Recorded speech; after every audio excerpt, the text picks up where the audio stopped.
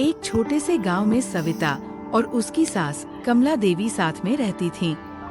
कमला देवी का स्वभाव कठोर था और वे पुरानी परंपराओं में विश्वास करती थीं। दूसरी ओर सविता नई सोच रखने वाली, पढ़ी लिखी और आत्मनिर्भर महिला थी। शादी के बाद से ही सास बहू के बीच छोटी छोटी बातों को लेकर टकराव होता रहता था। कमला देवी को हर काम अपने तरीके से करवाना पसंद था। वे चाहती थी कि सविता घर के हर काम को उनके बताए ढंग से करे। सविता ने शुरू में सास की बातों का पालन किया, लेकिन जैसे जैसे समय बीतता गया वह अपने तरीकों से काम करने लगी।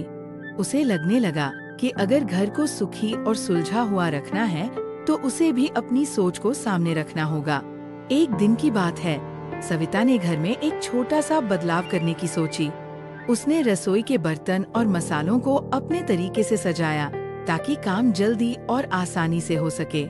जब कमला देवी ने ये देखा तो उन्हें बहुत गुस्सा आया और उन्होंने सविता को खूब डांट लगाई।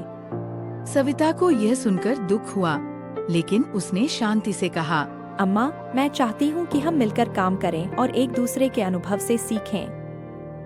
कमला देवी को सविता का यह व्यवहार समझ में नहीं आया। वे सोचने लगी कि आखिर यह लड़की कैसे बिना बहस के बात को इतने अच्छे से कह सकती है।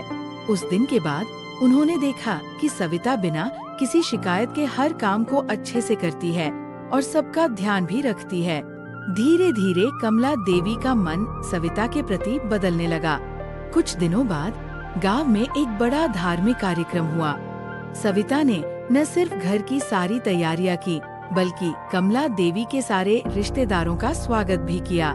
इस कार्यक्रम में सभी ने सविता की तारीफ की और कमला देवी से कहा, तुम्हारी बहू तो बहुत सुलझी हुई और समझदार है।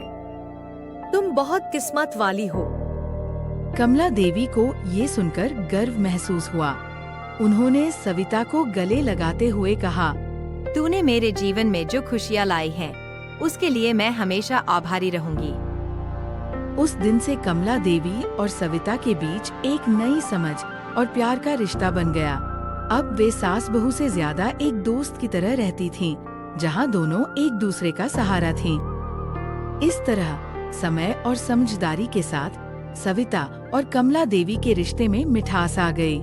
गांव में उनकी मिसाल दी जाने लगी कि कैसे थोड़ी सी सहनशीलता और प्यार से सास बहू के रिश्ते को भी एक नई दिशा दी जा सकती है। तो दोस्तों, कैसी लगी आपको हमारी ये सास बहू की कहानी? कहानी पसंद आई तो वीडियो को लाइक करें, शेयर करें, चैनल को सब्सक्राइब करें और कमेंट करके हमें बताएं कि कहानी में आपको सबसे अच्छा क्या लगा।